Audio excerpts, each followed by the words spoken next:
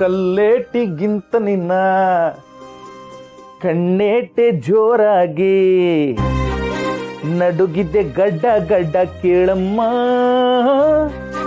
ನನ್ನ ಎದೆಯಲ್ಲಿ ಡವ ಡವ ಡವ ಡವ ಡವ ಡವ ಡವ ಡವ ಡವ ಡವ ಡವ ಡವ ಡವ.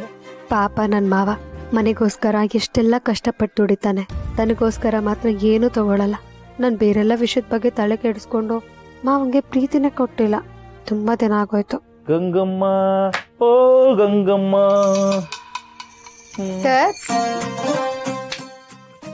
S mister Parvathi. Mister ಅಲ್ಲ, ಮಿಸಸ್ ನಾನು. ವಾ ಮಿಸಸ್, ನನ್ ಲೇಡೀಸು.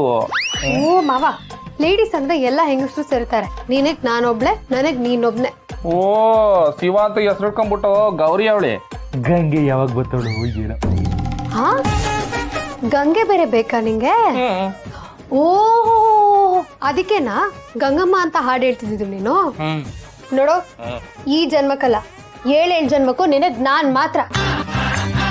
ಏನು ಗಂಗಮ್ಮನ? ಏನೋ ಹೋಗ್ಲಿ ಪಾಪ ನನ್ ಸ್ಟೂಡೆಂಟು, ನನ್ ಮುದ್ದು ಮಗು ಅಂತ ಮುದ್ದು ಮಾಡಿದ್ರೆ ಗಂಗೆ ಬೇಕಂತೆ. ಗಂಗೆ ಪಾರು ಸುಮ್ಕೆ ತಮಾಷೆ ಮಾಡಿದೆ, ಬಿಟ್ಬಿಡು ಪಾರು. ತಮಾಷೆನಾ ಅದು ಈ ವಿಷಯದಲ್ಲಿ? ನಿಜ ಹೇಳು, ನಿನ್ ಹಿಸ್ಟ್ರಿಲಿ ಎಷ್ಟು ಜನ ಹುಡುಗಿರಿದ್ರು?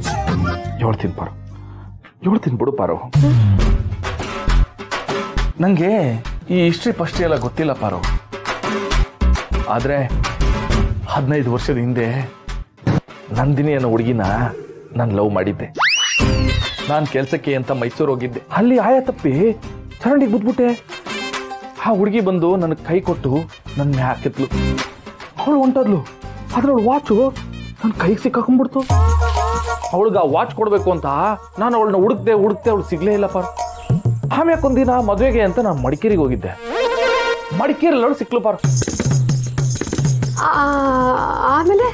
ಆಮೇಲೇನು ನಾನು ಅವಳು ವಾಚ್ ಕೊಟ್ಬಿಟ್ಟು ಹೇಳ್ದೆ, ನಂಗೆ ನಿಮ್ ಕಂಡ್ರೆ ಲವ್ ಆಗ್ಬಿಟ್ಟೈತೆ ಅಂತವ.